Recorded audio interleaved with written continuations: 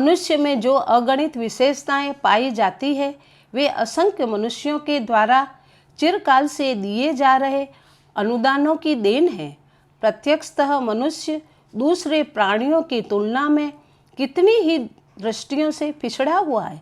वह घोड़े जितना दौड़ नहीं सकता, हिरन जैसा उछल नहीं सकता, बैल जितना बोझ नहीं ढो सकता। जलचरों जैसी डूबने की और नभचरों जैसी उड़ने की क्षमता उसमें नहीं है। अन्य जीवों के बच्चे जन्मते ही अपना भोजन आप खाने लगते हैं, पर मनुष्य का बच्चा तो बहुत दिन पश्चात भी माँ का दूध तक ढूंढने में समर्थ नहीं होता। उसकी सारी प्रगति दूसरों के सहयोग पर टिकी है। परस्पर सहयोग की वृत्ति ने ही उसे कुटुंब बनाना, समाज रचना और सरकार बनाना सिखाया है। मानवीय प्रगति का सारा इतिहास इसी केंद्र पर केंद्रीभूत है कि उसने सहयोग की वृत्ति पाई। एक ने दूसरे को अपने अनुभव एवं परिश्रम से दूसरे को लाभ पहुंचाया। तदनुसार क्रमिक प्रगति होती चली गई और वह वहां तक बढ़ता चला आया जहां तक कि आज है। बुद्धिमत्ता मनुष्य का प्रधान गुण नहीं है। उसकी मौलिक विशेषता सहकारिता, उदारता और मिलजुल कर रहने की प्रवृत्ति है। इस प्रवृत्ति को ईश्वर प्रदत्त सबसे बड़ा उपहार कहना चाहिए, जिसके सहारे से उसने हर क्षेत्र में प्रगति की और अनेकानेक सुख साधन जुटाए। इस सत प्रवृत्ति का हमें अधिकाधिक अभिवर्धन करना चाहिए। अकेलापन, व्यक्तिवाद एवं संकीर्ण स्वार्थपरता सबसे घातक दुष्प्रवृत्ति है। इसी के कारण अनेकानेक दोष दुर्गुण मनुष्य में पैदा होते हैं। हमें स्वार्थी नहीं होना चाहिए, वरन हर क्षेत्र में सहकारिता का समर्थन करना चाहिए। संयुक्त परिवार एक सहयोग समिति है जिसमें सब सदस्य मिलजुल कर काम करते हैं और एक दूसरे की सहायता करते हैं। वस्तुतः यही समाजवाद, साम्यवाद तथा अध्यात्मवाद है, जिसे हम परिवार क्षेत्र में प्रयोग करके आगे बढ़ाते हैं। योग्यता के अनुसार श्रम और आवश्यकता के अनुसार उपयोग की नीति पालन करने का अभ्यास हमें कुटुंब में ही मिलता है। इसमें रहकर मनुष्य अपने व्यक्तिगत स्वार्थों पर अंकुश रखने और सामूहिक स्वार्थ को प्रधानता देने का अभ्यास करता है। एक दूसरे के सहयोग से आगे बढ़ते हैं, अनुशासित होते हैं। हम संयुक्त परिवार पद्धति को अपनाए रहने में ही भलाई सोचनी चाहिए और उसे स्वस्थ परंपराओं के ऊपर आधारित करने का प्रयत्न करना चाहिए, ताकि बिना मनोमालिन्य एवं टकराव उत्पन्न किए यह सहकारी संस्था अपने प्रत्येक सदस्य को अधिकाधिक लाभ पहुंचाने में समर्थ हो सके। व्यवसाय, समाज सेवा, मनोरंजन आदि प्रत्येक क्षेत्र में संगठित रूप से काम करने का हमारा दृष्टिकोण रहना चाहिए। सहकारी गतिविधियों को अपनाना चाहिए और उस प्रवृत्ति का पूरा समर्थन करना चाहिए। कृषि व्यवसाय आदि के लिए सहकारी समितियां बनाएं, सहकारी दुकानें खोलें और उसके माध्यम से अच्छी सस्ती वस्तुएं उपलब्ध करने का प्रयत्न करें। व्यायामशालाएं, खेलकूद, पुस्तकालय, वाचनालय, मनोरंजन, लोक सुरक्षा दल आदि सामूहिक प्रवृत्तियों में पूरे उत्साह के साथ भाग लें। उनकी स्थापना और प्रगति में पूरा सहयोग प्रदान करें। जीवन की प्रत्येक आवश्यकता हम दूसरों के सहयोग से ही पूरी कर पाते हैं। अन्न, वस्त्र, औषध, बिजली, मकान, रेल, डाक, रेडियो आदि की जो अनेकानेक वस्तुएं, सुविधाएं तथा सुखद परिस्थितियां उपलब्ध हैं, वे सभी समाज की देन है। उन्हें बनाने में चिरकाल का असंख्य मनुष्यों का श्रम एवं चिंतन लगा है। समाज, सरकार, परिवार भी दूसरों के सहयोग का ही फल है। दाम्पत्य जीवन का पूरक दूसरा सुयोग्य साथी भी दूसरों का ही उदार अनुदान है। इस प्रवृत्ति को टूटने न दें, उसे बढ़ाएं।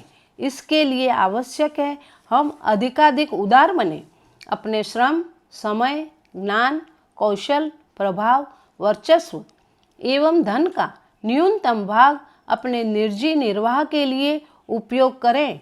जो जितना कुछ बचा सके उसे लोक मंगल के लिए, संयाप्त पीड़ा और पतन का निराकरण करने के लिए खुले मन से खर्च करें। इस उदारता की नीति को अपना कर ही हम समाज के उस ऋण से मुक्त हो सकते हैं जो हमारी आज की प्रगति समृद्धि का मेरुदंड है। आदर्शवादिता और परमार्थ परायणता हमारे जीवन की प्रधान नीति होनी चाहिए। उसे चरितार्थ करने के लिए जितना अधिक बन पड़े उतना अधिक करना चाहिए। समाज में स्वस्थ परंपराओं के अभिवर्धन के लिए जहाँ अधिकाधिक प्रयत्न करने की आवश्यकता है, वहाँ यह भी आवश्यक है कि समाज में फैली हुई दुष्प्रवृत्तियों के निराकरण का पूरा प्रयत्न करें। यदि उन्हें सहन करता रहा जाएगा तो अवांछनीयता चल रही है, उसे चलने दिया जाएगा तो निष्कंटक होकर वे दावानल की तरह बढ़ेंगी और सारे समाज को नष्ट कर देंगी। उस आग में हमें और हमारे परिवार को भी जल मरना होगा।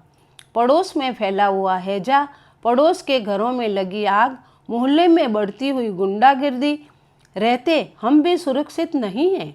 उसकी लपेटें अपना भी सफाया कर देंगी। अस्तु आत्मरक्षा के लिए भी और सामूहिक स्वार्थों की रक्षा के लिए भी समाज में फैली हुई कुरीतियों एवं दुष्प्रवृत्तियों के साथ पूरे शौर्य साहस के साथ लड़ना चाहिए और उस संघर्ष में जो आघात सहने पड़े उन्हें प्रसन्नतापूर्वक सहना चाहिए। मृतक भोज, भूत, पलितवाद जैसी निरर्थक कुरीतियां को अपने घरों से निकालने के लिए प्रगतिशील उत्साह बरतना चाहिए। लड़कों के विवाह तो सर्वथा आदर्शवादी रीति से बिना दहेज के गरीब लड़की की लड़की से करने की ही ठान रखनी चाहिए। उसे निभाना भी चाहिए। साधु बाबाओं, पंडित ज्योतिषियों और झाड़ फूक करने वालों के रूप में कितने ही अवांछनीय व्यक्ति भोली महिलाओं को ठगते और अपना उल्लू सीधा करते रहते हैं। विवेकशील महिलाओं का काम है कि ऐसे लोगों की दाल अपने घरों में न गलने दें और पास पड़ोस को भी इस दिशा में सतर्क करती रहें। जाति और वंश के नाम पर ऊंच नीच की मान्यता, छूतछात अपने समाज पर लगा बुरी किस्म का कलंक है। इसी प्रकार नर और नारी के बीच जो ऊंच नीच की मान्यताएं हैं, ये मानवीय एकता और समता के शाश्वत सिद्धांत पर कुठाराघात है। इस भेदभाव को हमें सर्वथा अस्वीकार करना चाहिए और दूसरों को इन मान्यता को अपनाने से रोकने का प्रयत्न करना चाहिए।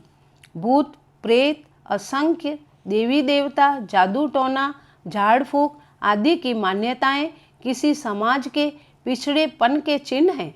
फलित ज्योतिष, ग्रह नक्षत्रों का प्रभाव, हस्तरेखा, शकुन विद्या, मुहूर्तवाद, भाग्यवाद आदि अंधविश्वासों में कोई दम नहीं है। इन्हें अपनाए रहने में हानि अपार है, लाभ रत्ती भर भी नहीं।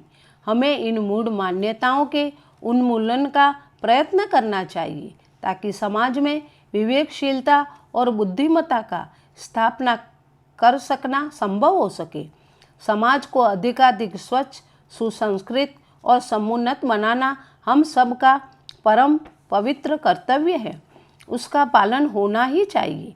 महिला जागरण अभियान के सदस्यों को अपने निज के दृष्टिकोण में तथा पारिवारिक प्रथा परंपराओं में इन समाजनिष्ठ सत्प्रवृत्तियों को समुचित स्थान देने के लिए सतर्कता और तत्परता पूर्वक प्रयत्नशील रहना चाहिए।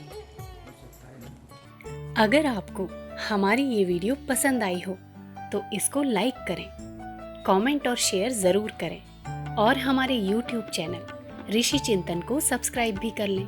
साथ ही बेल आइकन को भी दबाएं ताकि आपको आने वाली वीडियोस की नोटिफिकेशंस मिलती रहें। धन्यवाद।